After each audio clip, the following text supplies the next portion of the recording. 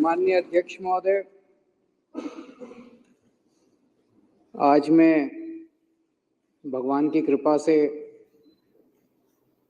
दिल्ली के और देश के करोड़ों लोगों के आशीर्वाद से आप लोगों के बीच में जेल से छूट के आया हूँ। उन सब लोगों का मैं तहे दिल से शुक्रिया अदा करता हूँ, भगवान का शुक्रिया अदा करता हूँ। मैं हमेशा कहता हूँ, मैं जानता हूँ मेरे विपक्ष के साथी मुझे यहाँ देख के, मनीष सिसोदिया के देख के दुखी तो हो रहे होंगे। तो मैं हमेशा कहता हूँ मोदी जी बहुत ताकतवर है, बहुत ताकतवर है और अथाह पैसा है उनके पास, अथाह रिसोर्सेज हैं, पर मोदी भगवान नहीं है।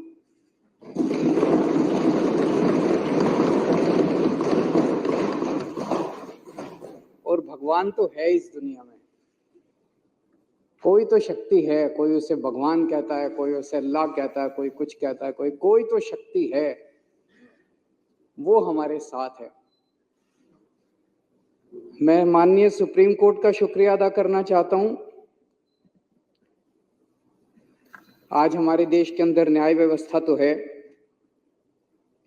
अध्यक्ष महोदय, आज मैं मुख्यमंत्री जी के साथ सुबह एक रोड का इंस्पेक्शन करने गया था। दिल्ली यूनिवर्सिटी में सड़कें बहुत शानदार हुआ करती थी। मेरे पास जेल से छूटने के बाद कुछ लोग आए, उन्होंने बताया कि दिल्ली यूनिवर्सिटी की सड़कें खराब हो गई हैं। मैं आज रोड इंस्पेक्शन करने गया था और बहुत बुरा हाल था सड़कों का। तो मैंने मुख्यमंत्री जी को कहा कि इनको तुरंत ठीक करवाया जाए। उन्होंने आदेश दिए हैं और मैं उम्मीद करता हूं कि उस सड़क को जल्द ठीक करवाया जाएगा। हैं जी, आप तो मालिक हैं साहब, आप तो देश के मालिक। मैं 3-4 दिन पहले एक भाजपा के बड़े नेता से मिला। मैंने उससे पूछा, मैंने कहा गिरफ्तार करके क्या मिला आपको, कुछ फायदा हुआ? बोले आपके पीछे से हमने पूरी दिल्ली सरकार डिरेल कर दी, हमने आपके पीछे से दिल्ली ठप कर दी। बड़ा खुश हो रहा था। मुझे बड़ा दुख हुआ सुन के, आक्रोश भी हुआ और स्तब्ध रह गया मैं। देश की राजधानी के 2 करोड़ लोगों की जिंदगी खराब करके उनको खुशी हो रही है। ऐसी कैसी पार्टी हो सकती है, ऐसे कैसे नेता हो सकते हैं जो दिल्ली ठप करके, दिल्ली के 2 करोड़ लोगों की जिंदगी खराब करके, परेशान करके, और वो खुश हो रहे हैं? क्या इतनी राजनीति इस स्तर पे गिर सकती है कि वोट लेने के लिए उनका मकसद क्या? उनका मकसद था कि हमारे को बदनाम करना, आम आदमी पार्टी की सरकार को बदनाम करना, ताकि उनको वोट मिल जाए। नॉर्मल वो देख चुके 3 चुनाव से लगातार, 3 क्या, ये तो 25-27 साल से, 97 से बाहर हैं, तो 23 और 4 27 साल से वनवास है। 27 साल से इनको दिल्ली की जनता वोट नहीं दे रही। अब ये दिल्ली की जनता को परेशान करके वोट लेना चाहते हैं। अरे आपके पास तो केंद्र सरकार है यार, केंद्र सरकार के पास अथाह पैसा है। केजरीवाल 500 मोहल्ला क्लिनिक बनाता है, आप 5000 मोहल्ला क्लिनिक बनाओ ना दिल्ली में, कौन मना कर रहा है? ये मनीष सिसोदिया ने 700 स्कूल बनाए, आप 7000 स्कूल बनाओ ना दिल्ली में, कोई हमको पूछेगा ही नहीं। आज 500 मोहल्ला क्लिनिक अगर मैंने बनाए, आप उन 500 मोहल्ला क्लिनिक की दवाइयां बंद करके केजरीवाल को बदनाम करके वोट लेना चाहते हो, ये गलत बात है। ये जनता भी देख रही है, सब साफ हो जाता है जनता के सामने। आपको लगता है आप ही होशियार हो, जनता बड़ी सियानी है, जनता देखती है, जनता चुप रहती है। वोट वाले दिन जब बटन दबाने जाती है तब जनता अपना गुस्सा जाए। 1 मिनट भाई साहब, मैंने बीच में नहीं बोला जब आप लोग बोल रहे थे, अब आप भी जरा सुन लीजिए, फिर उसके बाद आप बोल लेना।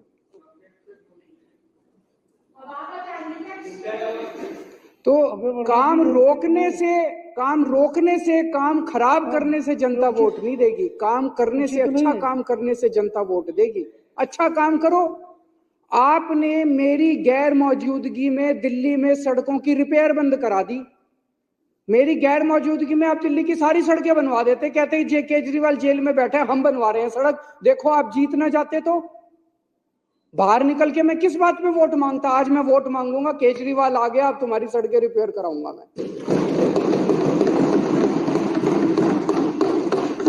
ले आते 5,000 करोड़ रुपए मोदी जी से, केंद्र सरकार से। सारा पैसा तो आपके पास है। 5,000 करोड़ रुपए में नई नई सड़कें बनवा देते, सारी एमसीडी की सड़कें रिपेयर करा देते, सारी दिल्ली सरकार की रिपेयर करा देते। हमारे पास कुछ काम ही नहीं बचता, आप ही आप होते। लेकिन आपकी तो पूरी की पूरी मेंटालिटी नेगेटिव है। इसके काम रोको, इसको ईडी भेज दो, इसको सीबीआई भेज दो, इसको जेल भेज दो। अरे कभी कभी थोड़ा भगवान के सामने बैठ के हाथ जोड़ के शांति से भी सोचा करो। हमें बस इन्होंने बस मार्शल हटा दिए मेरे पीछे से। बताओ, कोई अच्छी काम करा? वो बस मार्शल आते हैं, बेचारे गरीब परिवारों से आते हैं। बस मार्शल की नौकरी कौन करता है? कोई अमीर आदमी। आपके बच्चे तो करते नहीं बस मार्शल की नौकरी। वो तो बेचारे गांव के, हमारे दिल्ली देहात के बच्चे जो हैं, गरीबों के बच्चे हैं, वही करते हैं बस मार्शल की नौकरी। और बसों में जाके देखो, महिलाएं जो इतने गुणगान किया करती थी कि अब हमारे को सुरक्षा महसूस होती है, अब वो फिर से उसी हालत में हो गई महिलाएं। बुजुर्गों की पेंशन बंद कर दी। उनके दिल से, उनकी आत्मा से आपके लिए क्या निकलेगा? बद्दुआ ही निकलेगी, बद्दुआ ही निकलेगी। अब केजरीवाल जब उनकी पेंशन चालू कराएगा, हमारे लिए आशीर्वाद निकलेगा।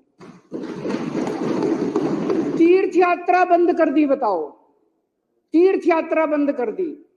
हम बुजुर्गों को रामेश्वरम ले जाते थे, पुरी ले जाते थे, शिरडी बाबा ले जाते थे, हरिद्वार ऋषिकेश ले जाते थे, वैष्णो देवी ले जाते थे, कितनी जगह ले जाते थे। उनकी तीर्थ यात्रा बंद कर दी आप लोगों ने। यार, आप खुद भी होके आओ थोड़ा तीर्थ यात्रा, थोड़ी मन को शांति। मेरी अध्यक्ष महोदय से निवेदन है, विपक्ष के साथियों के लिए तीर्थ यात्रा का आयोजन करें। उनको थोड़ी, अभी जैसे सौरभ बता रहा था, पेड़ काट दिए हमारे पीछे से। मैं जब जेल गया, इन्होंने पीछे से पेड़ काट दिए। बताओ, दिल्ली के प्रदूषण। तो दिल्ली की जनता के मन में दो चीजें हैं, दो बातें हैं। एक, केजरीवाल कट्टर ईमानदार है। केजरीवाल कुछ भी हो सकता है, बेईमान नहीं हो सकता।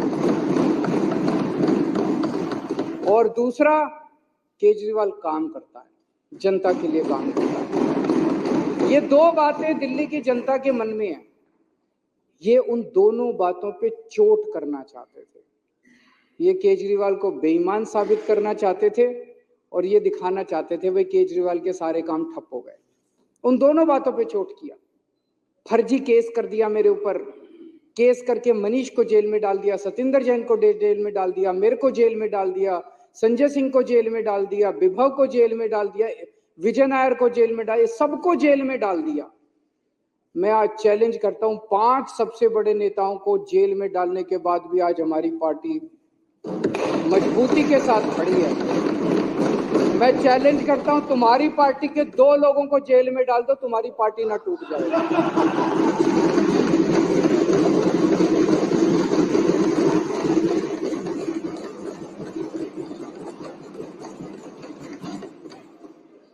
और इन्होंने ऐसा कानून लगाया मेरे ऊपर जिसमें बेल भी नहीं मिलती। ऐसा कानून, इतना सख्त कानून लगाया, बेल भी नहीं। उसके बावजूद माननीय सुप्रीम कोर्ट ने मुझे बेल दे दी, मनीष सिसोदिया जी को बेल दे दी, और आज हम यहां बैठे हैं। जब मैं जेल से निकला, मैंने इस्तीफा दे दिया। किसी ने मांगा नहीं था, मैंने खुद ब खुद इस्तीफा दे दिया। और मैंने दिल्ली की जनता को बोला है, अगर आपको लगता है केजरीवाल ईमानदार है तो मेरे को वोट देना, वरना वोट मत देना। मैं दिल्ली में घूम रहा हूं अध्यक्ष महोदय, एक बच्चा, एक आदमी, इनके कट्टर बीजेपी वाले, आरएसएस वाले भी ये नहीं कहते कि केजरीवाल बेईमान है। कोई नहीं कहता। तो इनके सारे हथकंडे फेल हो गए केजरीवाल को बेईमान साबित करने के लिए। दूसरा, ये साबित करना चाहते थे केजरीवाल के काम ठप हो गए। मैं दिल्ली की जनता को कहना चाहता हूं, आपका बेटा आ गया, आपका भाई आ गया। इन्होंने जितने काम ठप करे हैं सारे काम दोबारा शुरू कराऊंगा, एक एक काम शुरू कराऊंगा, जो करना पड़ेगा वो करूंगा, जैसे करना पड़ेगा करूंगा। दिल्ली की जनता को परेशान नहीं होने दूंगा, मैं काम ठप नहीं होने दूंगा। लोग कहते हैं जेल जाने से नुकसान हुआ, जरूर हुआ, मैं मानता हूं जेल जाने से बहुत नुकसान हुआ, पर केजरीवाल का नुकसान नहीं हुआ, मनीष सिसोदिया का नुकसान नहीं हुआ, दिल्ली के 2 करोड़ लोगों का नुकसान हुआ। आज जब घर से निकलते हैं अपनी गाड़ी लेके या कैसे भी, वो टूटी हुई सड़कों के ऊपर उनकी गाड़ी ऊपर नीचे होती है, प्रदूषण होता है उसकी वजह से। आज जगह जगह सीवर ओवरफ्लो कर रहे हैं, बस मार्शल हटा दिए इन लोगों ने। दवाइयां, मैं बात कर रहा था, टेस्ट बंद कर दिए। बताओ, अस्पतालों में टेस्ट बंद कर दिए यार, तुम लोगों ने दवाइयां बंद कर दी अस्पतालों के अंदर। ये सब ठीक नहीं है, ये सब ठीक नहीं है, अच्छी बात नहीं है। थोड़ा भगवान से डरो। अभिमान, किस रावण का भी अभिमान नहीं टिका था। मैंने अंदर गीता और रामायण बहुत पढ़ी, और उसी का मैं आपसे हाथ जोड़ के पूरी विनम्रता से कह रहा हूं, अभिमान मत करो, अहंकार मत करो। अहंकार टिकता नहीं है, किसी का नहीं टिकता, इतिहास में किसी का अहंकार नहीं टिका। आप भी थोड़ा भगवान से डरो। अब चुनाव में जनता जवाब देगी कि केजरीवाल चोर है या केजरीवाल को जेल में भेजने वाले चोर हैं। जनता जवाब देगी कि जनता को काम रोकने वाले पसंद हैं कि काम करने वाला पसंद है। और अध्यक्ष महोदय, जब इतिहास लिखा जाएगा तब ये लिखा जाएगा कि एक मनीष सिसोदिया था जिसने दिल्ली के स्कूल बंद करे, उसको जेल में डाल, जिसने दिल्ली के स्कूल चालू करे और स्कूल अच्छे करे, उसको जेल में डाल दिया। एक सतिंदर जैन था जिसने दिल्ली वालों की बिजली मुफ्त करी, दिल्ली वालों के लिए मोहल्ला क्लिनिक बनाए, दवाइयां मुफ्त करी, उसको जेल में डाल दिया, उसके काम रोक दिए। और एक बीजेपी थी जिन्होंने सारे काम रोक दिए। जब इतिहास लिखा जाएगा तो बीजेपी के भी कारनामे लिखे जाएंगे, मनीष सिसोदिया के भी, अरविंद केजरीवाल के भी और सत्येंद्र जी। अध्यक्ष जी, जेल से निकलने के बाद मैंने इस्तीफा दे दिया। मुझे इस्तीफा देने की कोई जरूरत नहीं थी, किसी ने, इन्होंने भी नहीं मांगा था मेरा इस्तीफा। इन्होंने तो पोस्टर लगाए थे इस्तीफा दो, मैंने जब दे दिया तो इनको ये समझ नहीं आया उन पोस्टरों का क्या करें। अब छपवाए थे, लगाने थे, अभी बता रहे। मैंने इस्तीफा दे दिया। मेरी जिंदगी में 3 बार ऐसे मौके आए जब बड़े बड़े पदों से मैंने इस्तीफा दिया अपनी जिंदगी में, वॉलंटरीली, स्वैच्छिक, अपनी मर्जी से, किसी ने मांगा नहीं था। मैं इनकम टैक्स में काम किया करता था, जॉइंट कमिश्नर की पोस्ट पे था। मन में ये था कि देश के लिए कुछ करना है, समाज के लिए कुछ करना है। तो मुझे ये लगा कि जो मैं नौकरी कर रहा हूं, ये नौकरी तो और कई लोग कर लेंगे, मेरे जैसे और बहुत इनकम टैक्स में जॉइंट कमिश्नर हैं, कमिश्नर हैं, वो लोग कर लेंगे। मुझे कुछ ऐसा करना चाहिए जो हर आदमी नहीं करता। मैंने जॉइंट कमिश्नर की नौकरी से त्यागपत्र देके और 10 साल दिल्ली की झुग्गियों के अंदर काम किया। जॉइंट कमिश्नर की नौकरी से मैंने इस्तीफा दिया था, किसी ने इस्तीफा मांगा नहीं था। और जब मैंने इस्तीफा दिया था, 2006 में इस्तीफा दिया था, वैसे तो मैं छुट्टी लेके 2000 से निकल गया था। उस वक्त कोई पार्टी नहीं थी, कोई आंदोलन नहीं था, और दिल्ली की झुग्गियों में जाके मैं रहने लगा था। तब ये नहीं था कि मैं मुख्यमंत्री बनूंगा या चुनाव लड़ूंगा, चुनाव लड़ने का कोई इच्छा नहीं थी। फिर 2013 में हमारी सरकार बनी और 49 दिन की सरकार के बाद अपने उसूलों पे मैंने इस्तीफा दिया था। 49 दिन के बाद, किसी ने मांगा नहीं था इस्तीफा, 49 दिन के बाद इस्तीफा दिया था। और अब तीसरी बार, अब जेल से निकलने के बाद मैंने इस्तीफा दिया है। मैं सत्ता के लिए नहीं आया, मेरे को सत्ता की जरा सी भी भूख नहीं है, मेरे को सत्ता का, पैसे का जरा सा भी लालच नहीं है। देश के लिए आए हैं, देश के लिए कुछ करने के लिए आए हैं। और दूसरी तरफ ये लोग बेचारे परेशान हो गए हैं कह कह के, भाई 75 साल का रूल आपने ही बनाया था। मेरे को कल एक आरएसएस के बहुत सीनियर नेता मिले, उन्होंने बताया, बोले जी आरएसएस ने अल्टीमेटम दे दिया है कि भाई 75 साल का रूल तो लागू होगा।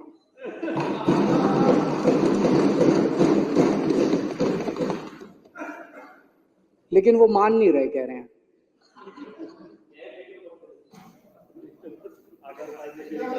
सत्ता छोड़नी बहुत मुश्किल है, सत्ता कुर्सी छोड़नी बहुत मुश्किल। एक मिनट, वो बोलने के लिए ललचा रहे हैं, मेरे बात बोलने में। सत्ता छोड़नी अध्यक्ष महोदय बहुत मुश्किल है, सत्ता का लालच छोड़ना बहुत मुश्किल है। खुद ही रूल बनाया, उस रूल के तहत सबसे पहले आडवाणी जी का इस्तीफा लिया, मुरली मनोहर जोशी जी का इस्तीफा लिया, सुमित्रा महाजन जी का इस्तीफा लिया, बीसी खंडूरी जी का इस्तीफा लिया, कलराज मिश्र का इस्तीफा लिया, आनंदीबेन पटेल का इस्तीफा लिया, शांता कुमार जी का इस्तीफा लिया, करिया मुंडा जी का इस्तीफा लिया, हुकुमदेव नारायण जी का इस्तीफा लिया, नजमा हेपतुल्ला जी का इस्तीफा लिया, भगत सिंह कोश्यारी जी का इस्तीफा, और भी बहुत है, मेरे पास तो थोड़े ही नाम है। उन सब का इस्तीफा लेने के बाद जब अपना नंबर आया तो कहते हैं ये कानून मेरे पे लागू नहीं होगा। ये तो ठीक नहीं है, सबके लिए बराबर कानून होना चाहिए, नहीं होना चाहिए। मैं ये सोच रहा था कल को कोई अफसर 60 साल की उम्र होने के बाद कहे मैं तो नहीं रिटायर होता जी, कल को कोई सुप्रीम कोर्ट का जज 65 साल की उम्र होने के बाद कहे जी मैं तो रिटायर नहीं होता। व्यवस्था ही खराब हो जाएगी। ऐसी व्यवस्था कैसे चलेगी? अगर आपने अपने अंदर एक रूल बनाया, कानून बनाया भी 75 साल में सारे रिटायर होंगे, तो सारे रिटायर होंगे, उसमें सारे आते हैं उसमें। तो सत्ता का लालच जो है, कुर्सी से चिपके रहने का, जो कहते थे परिवार नहीं है, किसके लिए पता नहीं, किसके लिए इतना लालच है उसका। तो आज आरएसएस के कार्यकर्ता घर घर में जब जाते हैं तो लोग उनसे पूछते हैं कि भी 75 साल का रूल उनके ऊपर क्यों नहीं लागू होगा, जब सबके ऊपर लागू हो रहा है। तो मुझे ये लगता है कि जब आदमी किसी बड़े पद पे बैठे तो उसे निस्वार्थ भाव से समाज की सेवा करनी चाहिए। पद रहे ना रहे इसकी चिंता बिल्कुल नहीं करनी चाहिए। अंत में अध्यक्ष महोदय, मैं फिर से ये कहना चाहूंगा, हमारी दिल्ली बहुत खूबसूरत है, हमारे दिल्ली वाले दिल वाले हैं। हमें सबको 2-2.5 करोड़ लोगों को मिलके दिल्ली बनानी है। इसमें हर हिंदू, मुस्लिम, सिख, ईसाई सबको मिलके दिल्ली बनानी है। इसमें ब्राह्मण, यादव, जाटव, दलित, बनिए सबको मिलके बनानी है। इसमें बीजेपी वाले, कांग्रेस वाले, आम आदमी पार्टी, हम सबको मिलके बनानी है। इसमें ये काम रोकना, काम बंद करना, ये अच्छी बात नहीं है। मैं अपने सभी विपक्ष के साथियों से भी निवेदन करता हूं कि चुनाव के टाइम में चुनाव लड़ेंगे, चुनाव के बाद हमें सबको मिलके काम करना है। थैंक यू अध्यक्ष।